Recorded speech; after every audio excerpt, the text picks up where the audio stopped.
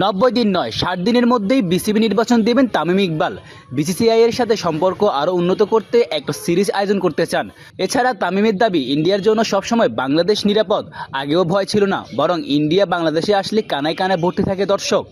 ভারতীয় গণমাধ্যম ইন্ডিয়ান এক্সপ্রেসের কাছে এভাবেই মতামত তুলে ধরেন বিসিবির অ্যাডহক কমিটির সভাপতি তামিম ইকবাল খান। বাংলাদেশ যখন টি-20 বিশ্বকাপ বয়কট করেছিল, তখন সর্বপ্রথম তামিম ইকবাল মুখ খুলেছিলেন এর বিপক্ষে। সেই সময়ে অভিজ্ঞতা কেমন জানতে চাইলে তামিম জানান, টি-20 বিশ্বকাপের বিষয়টি যখন ঘটেছিল, তখন সম্ভবত আমি প্রথম এ নিয়ে মুখ খুলেছিলাম। আগের বাংলাদেশ ক্রিকেট বোর্ড বিসিবি যা করেছিল, যেভাবে বিষয়টি সামলেছিল, তা ঠিক ছিল না। আইসিসি নমনীয় ছিল, একটা সমাধান খুঁজে বের করারও সুযোগ ছিল। আমাদের সেই সমাধানটি খুঁজে বের করা উচিত ছিল। তামিম মনে করেন, দেশের নিরাপত্তা সবসময় ভালো ছিল, ইন্ডিয়ান ক্রিকেট টিমের জন্য আরও বেশি ভালো ছিল। তামিম বলেন, বর্তমানে দেশের নিরাপত্তা পরিস্থিতি খুবই চমৎকার, নিরাপত্তার কোনো হুমকি নেই। আর ভারতীয় ক্রিকেট দলের জন্য তো কখনোই ছিল না। ভারত যখন এখানে আসে, পুরো স্টেডিয়াম কানায় কানায় পূর্ণ থাকে।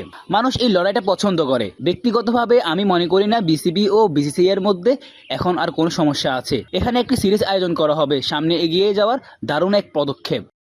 অ্যাডহক কমিটিকে নির্বাচনের জন্য 90 দিনের সময় দেওয়া হলেও তামিম ইকবাল 60 দিনের মধ্যে সুষ্ঠু নির্বাচন আয়োজন করে দেখিয়ে দিবেন, এমনটাই প্রত্যাশা। এই বিষয়ে তামিম বলেন, আমার মানসিকতা ছিল সহজ, এটা হয় সফল হবে, নয়তো ব্যর্থ হবে।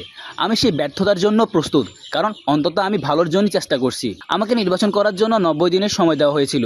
আমি 60 দিনের মধ্যে তা সম্পন্ন করব, এবং আমরা পুরোপুরি নিশ্চিত করব যে বিশ্বকাপের সময় যা ঘটেছিল তা যেন আর পুনরাবৃত্তি না ঘটে। তাসিন মাহমুদ, ক্রিকজোন।